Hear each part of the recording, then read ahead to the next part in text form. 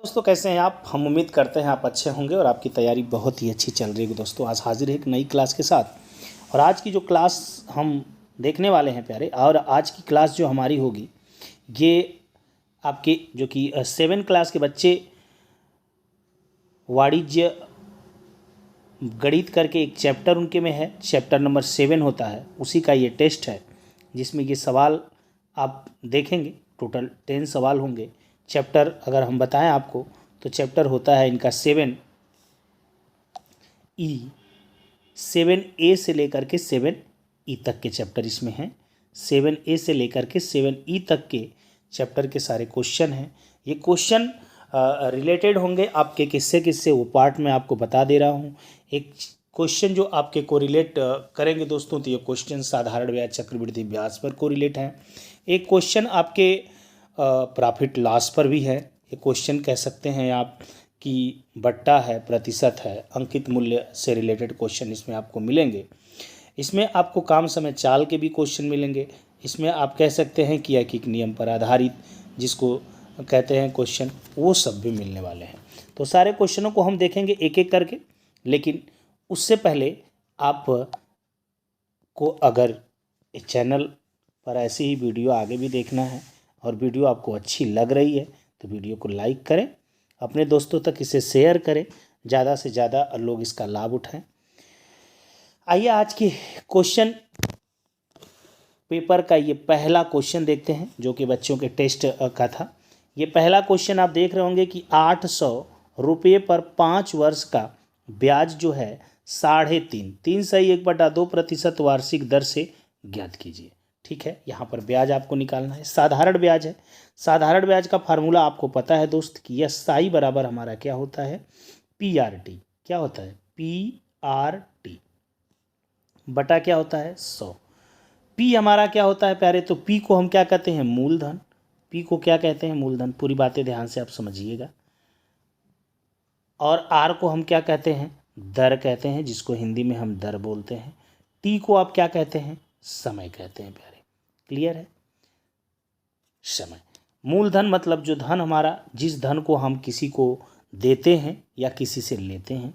दर हमारा हमेशा परसेंटेज में होता है ना। जो दर होता है जैसे 3.5% यहाँ पर दिया हुआ, इसका मतलब है 100 रुपया पर 3.5 रुपया ब्याज आपको मिलेगा। समय हमेशा ईयर में होता है या फिर मंथ में भी हो सकता है। ये सारी चीज़ें आपको समझ में आ रही होंगी। अब SI चूँकि यहाँ पे निकालना है, वार्षिक दर से ज्ञात कीजिए इसका ब्याज आप। तो SI इज इक्वल टू आप क्या पाएंगे प्यारे, तो SI इज इक्वल टू आप पाएंगे कि P की वैल्यू जो मूलधन हमारा वो कितना है, तो 800 रुपया है। कितना पा रहे हैं आप, 800। R आप कितना पा रहे हैं, दर। तो 3.5 का मतलब क्या होता है, 2 तिहाई 6, 1 7/2, कितना 7/2। तो यहाँ पे हम रख लेते हैं 7/2। और समय भी आप देख रहे होंगे तो टोटल 5 बरस है। और इसके नीचे क्या आ जाएगा प्यारे, 100। क्लियर है। 2 जीरो से 2 जीरो बहुत आराम से आप उड़ा सकते हैं। 8 को अगर काटेंगे 2 से तो 4 बार में, तो गुणा किसका आप करना है आपको, 4 गुणे 7 गुणे 5। तो 5 चौको 20, 20 का मतलब 2, 2 सते 14। आप देख पा रहे होंगे यहाँ पे 140 आपका क्या आ जाएगा, आंसर आ जाएगा। SI आपका कितना आ जाएगा, 140। क्लियर है बात को। एक बार फिर से मैं आपको बताने की कोशिश कर रहा हूँ कि SI जो बराबर हमारा था PRT, तो SI यहाँ पर आप समझें कि SI हमारा जो होगा, साधारण ब्याज जो होगा, P यहाँ पे हमारा 800 दिया गया है तो हम लिखेंगे 800। PR हमारा कितना दिया गया है, 3 सही 1/2, तो 2 तिहाई 6 1 7, इसका हो जाएगा 7/2। क्लियर है। तो यहाँ पे रख लेते हैं हम 7/2। और T आप देख रहे होंगे 5, पूरे के बटा 100 आप करेंगे। 2 जीरो 2 जीरो से कटेगा, कोई दिक्कत नहीं है। 2 चौको 8 भी होता है। यहाँ पे 4 गुणे 7 गुणे 5 है, तो पहले 4 का गुणा हम किस में कर लेते हैं, 5 में, जो कि नीचे आपको मिलेगा। तो 4 5 20 हो गया, और 20 का गुणा आप किस में करना है, 7 में, तो 20 सत्ते 140। 140 रुपया ब्याज होगा प्यारे। ठीक है, आइए नहीं, ये रहा अगला क्वेश्चन जो कि देख पा रहे होंगे आप। एक रेडियो का अंकित मूल्य, अंकित मूल्य मतलब होता है MP, मार्केट प्राइस ना। जो कोई वस्तु हम खरीदने के लिए जाते हैं तो जो मूल्य उस पर दिखाई देता है उसको हम अंकित मूल्य कहते हैं। क्लियर है, 500 रुपया दिया है। ग्राहकों को 450 में उपलब्ध है, बताइए उस पर प्रतिशत दर से बट्टा। ये 500 रुपया की चीज़ को वो किसी ग्राहक को क्या करता है, 450 रुपया में मिल जाता है। कह सकते हैं दुकानदार के लिए ये एसपी है और ख़रीदने वाले के लिए ये सीपी है। क्लियर है ना। मतलब आप क्या देख रहे हैं, कितना रुपया यहाँ पे छूट मिल रही है, 50 रुपया की छूट है। भाई 500 रुपया अंकित था और 450 की उपलब्ध हो रही है, तो 50 रुपया की छूट मिल रही है। अब यही पूछ रहा है कि प्रतिशत दर बताइए वो छूट की। तो भैया कितना की छूट मिली, प्रतिशत बट्टा हम निकाल रहे हैं। तो बट्टा अगर हम प्रतिशत बट्टा निकालें तो आप क्या करेंगे, बट्टा प्रतिशत अगर निकालेंगे तो भैया कितना की छूट है, 50 की। कितना पर है भैया, 500 पे है। क्लियर है ना। 500 की वस्तु लिखा हुआ था ना, उस पर 50 रुपया, तो 100 का गुणा कर देते हैं परसेंटेज के लिए। 2 जीरो तो उड़ी जाएगा, 5 दहा 50। क्लियर है। इसका मतलब क्या परसेंट का बट्टा लगेगा, 10% का बट्टा वो दे रहा है। मतलब वो छूट कितने की दे रहा है, 10% की छूट मिल रही है। ये भी बात आप समझ पाए होंगे। कैसा लग रहा है वीडियो ज़रूर कमेंट करें। आइए नेक्स्ट की तरफ चलते हैं।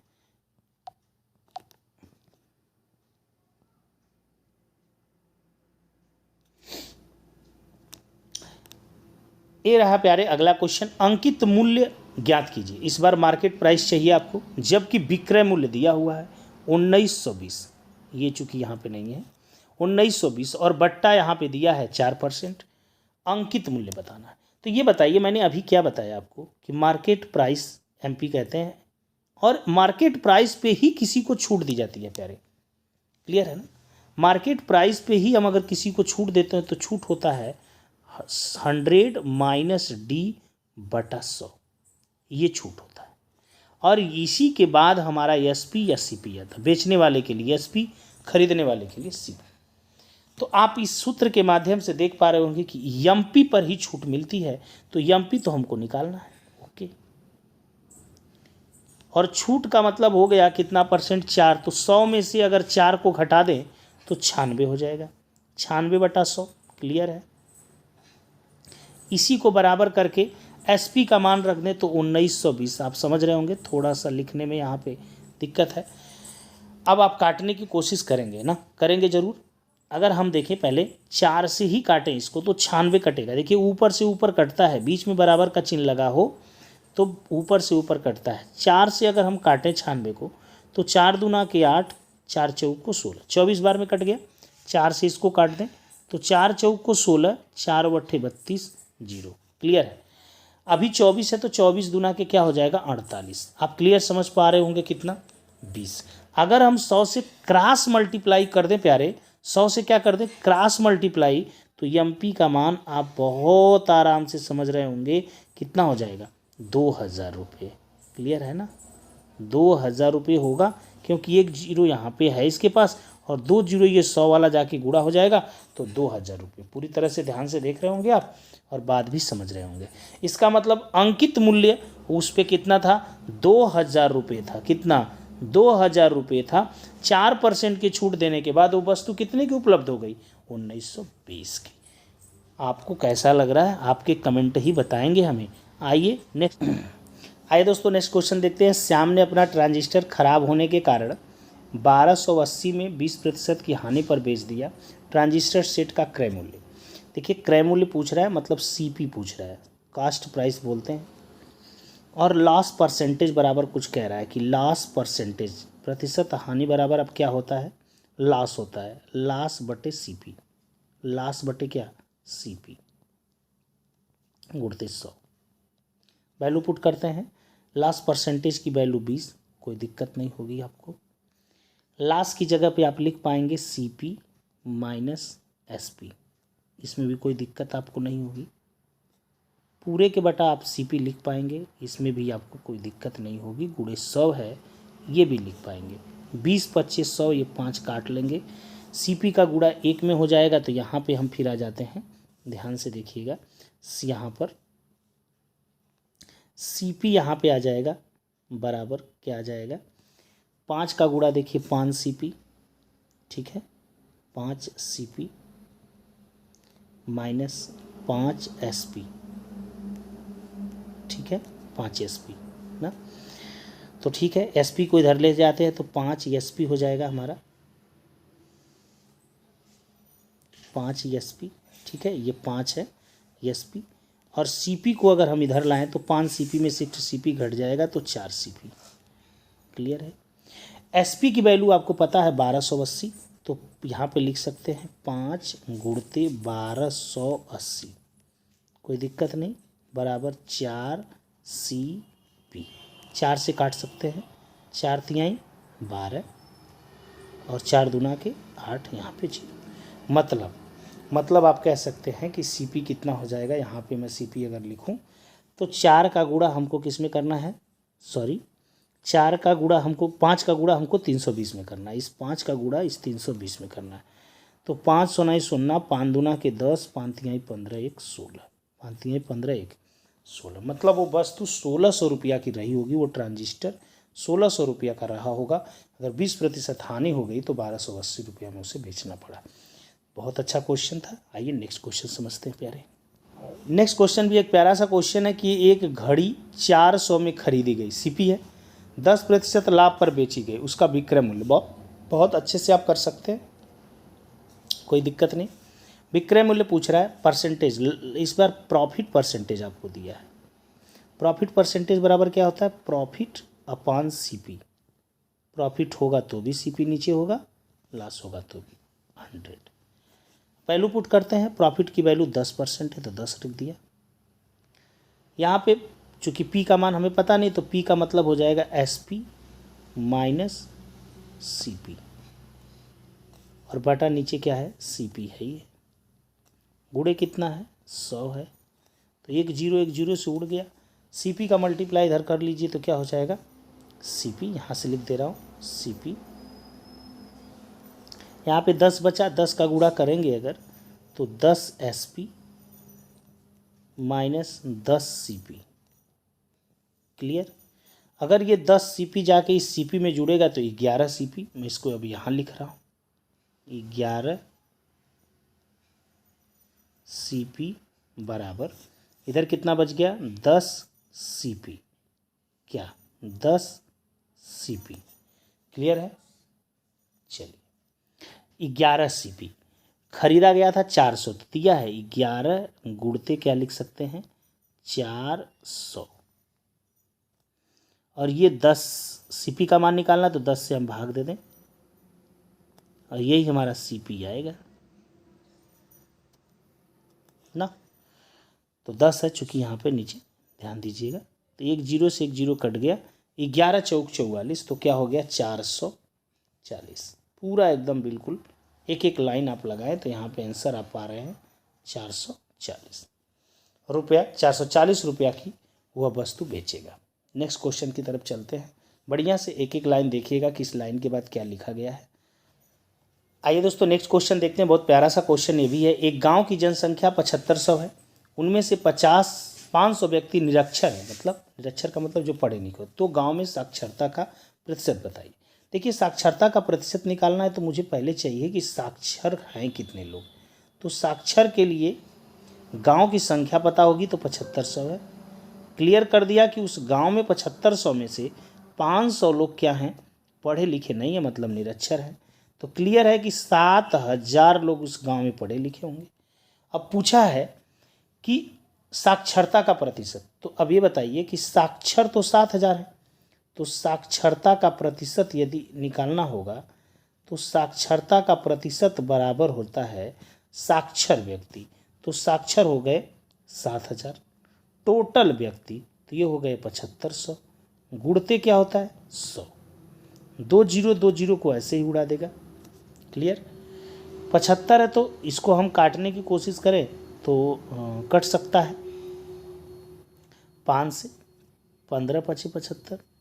फिर ये कट सकता है 5 से, इसको भी काट दें, 5 1 कम 5, 2 बचेगा, 5 4 को 20, 1400 आ गया। फिर 5 से इसको काट दे 15 को, तो 3 बार में 5 से इसको काट दे तो 5 दूना के 10, 5 बट्ठे 40, 0। मतलब आप कह सकते हैं 280/3। अगर 280 में ध्यान दीजिएगा यहाँ पे है 280/3, कहीं भी लिख देते हैं। ये जो आएगा वो परसेंटेज में आएगा। तो भाग अगर देने की कोशिश करें इसमें तो 3 9 27, एक बचेगा मतलब, तो 3 3 9, 93 सही 1/3% लोग साक्षर होंगे। समझ रहे हैं ना, ये बराबर लगा हुआ है, इसी के नीचे यहाँ पे आप लिख सकते हैं 93 सही 1/3% साक्षर लोग हैं। नेक्स्ट क्वेश्चन को समझते हैं प्यारे, बहुत ही मज़ेदार क्वेश्चन होगा आपका अगला, देखिए इसे ध्यान से। 6 मजदूर एक काम को 7 दिन में बना सकते हैं, 21 मजदूर उसे कितने दिन में बनाएंगे। बहुत प्यारा सा क्वेश्चन है। आप देखिए क्या दिया है, मजदूर दिया है। तीर से इस क्वेश्चन को आप लगा सकते हैं ना, समानुपात का क्वेश्चन है या व्युत्क्रमानुपाती, इसको समझेंगे। यहाँ पर है दिन, डायरेक्ट या इनडायरेक्ट ना। तो कह रहा है 6 मजदूर हैं, उस काम को 7 दिन में करते हैं। 21 मजदूर होंगे तो काम मान लेते हैं x दिन में। ध्यान दीजिएगा, अगर 6 मजदूर कर रहे थे तो 7 दिन, अगर 21 लगाएंगे तो काम जल्दी होगा या ज़्यादा टाइम लगेगा। मतलब x का मान कम आएगा 7 से या ज़्यादा, तो कम आएगा, जाहिर सी बात है। 6 लोग कर रहे थे 7 दिन में, 21 लगाएंगे तो कम। यदि x का हम तीर नीचे की तरफ लगा दे रहे हैं, अब तीर हम कैसे लगाए हैं, ज़्यादा से कम, 7 ज़्यादा x का मान कम आएगा, तो यहाँ पर भी लगाएंगे ज़्यादा से कम। अब हमारा नियम समझिए, जिधर तीर लगाए हैं उसको ऊपर करते हैं, तो पहले x वाले मान को लिखते हैं और बटा 7 बराबर इधर दूसरा वाला मान इधर आपका, इसको देखेंगे तो ये हो जाएगा, तीर का चिन्ह ऊपर है तो 6/21, तो 7 से काट दें तो 7 3 के 21, क्योंकि नीचे से नीचे कटेगा, और 3 दूना के 6। तो आप कह सकते हैं कि 21 मजदूर यदि लगाएंगे तो काम कै दिन में हो जाएगा, 2 दिन में हो जाएगा। बहुत बढ़िया, समझ में आएगा, तीर लगाना भी आप समझ गए होंगे। आइए नेक्स्ट को, अगला क्वेश्चन भी बड़ा प्यारा सा है कि 7 आदमी किसी काम को 15 दिन में करते हैं। आइए मैं आदमी ले लेता हूँ और फिर मैं क्या ले लेता हूँ, दिन ले लेता हूँ। क्लियर। अब यहाँ पे मैं लिख रहा हूँ कितने आदमी, 7 15 दिन में कर रहे हैं।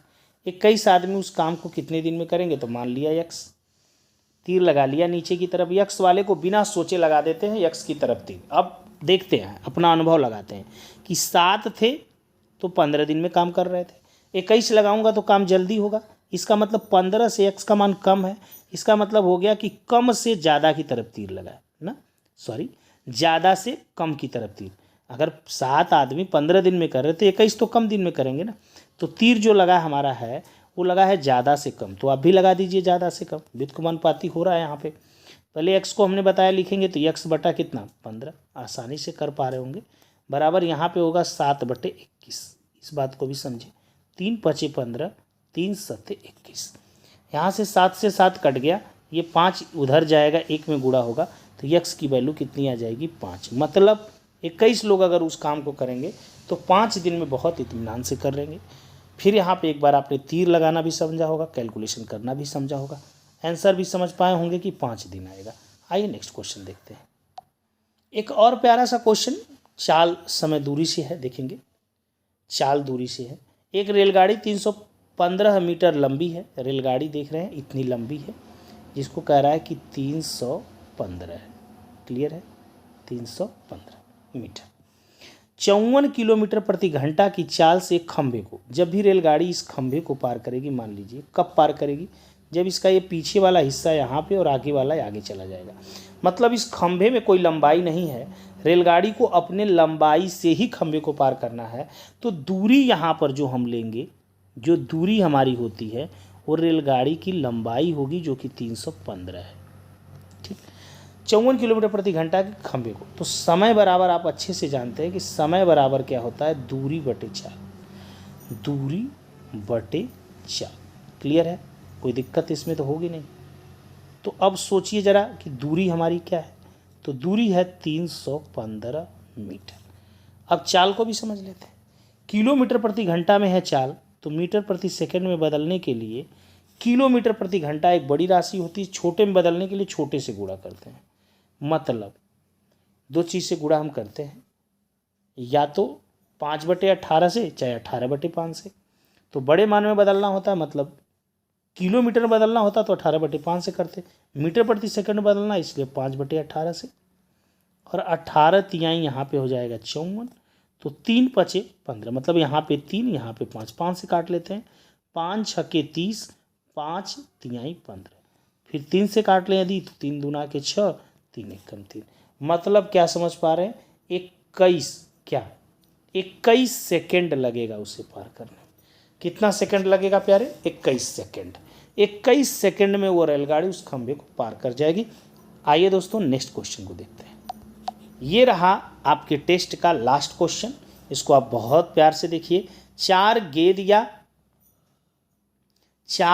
या 3 कलमों का मूल्य 12 रुपया है। बहुत ध्यान से समझिए, 4 गेंद ना या लगा है तो कोई एक आप ले सकते हैं।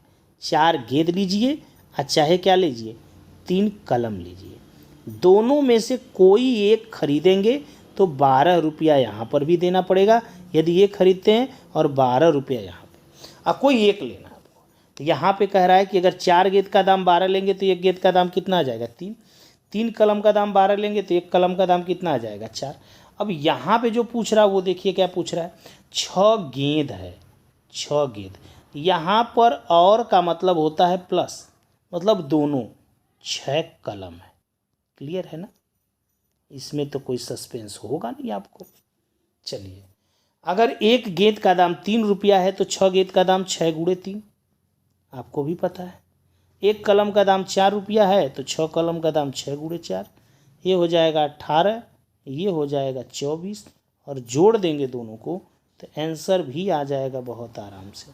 क्या 24 और 18 को हम जोड़ने की कोशिश करें तो 8 4 12, 2 1 3 1 4, मतलब कितना? 42। कितना हो जाएगा? 42। कह सकते हैं कि 42 रुपया में वह 6 गेंद और 6 कलमों को खरीद लेगा। तो मैं समझ रहा हूं कि सारे क्वेश्चन आपको अच्छे से समझ में आए होंगे। वीडियो आपको कैसी लगी कमेंट जरूर करिएगा, अगर अच्छा लगे तो अपने दोस्तों तक शेयर भी करिएगा दोस्तों। तो आज के लिए इतना ही। जय हिंद दोस्तों।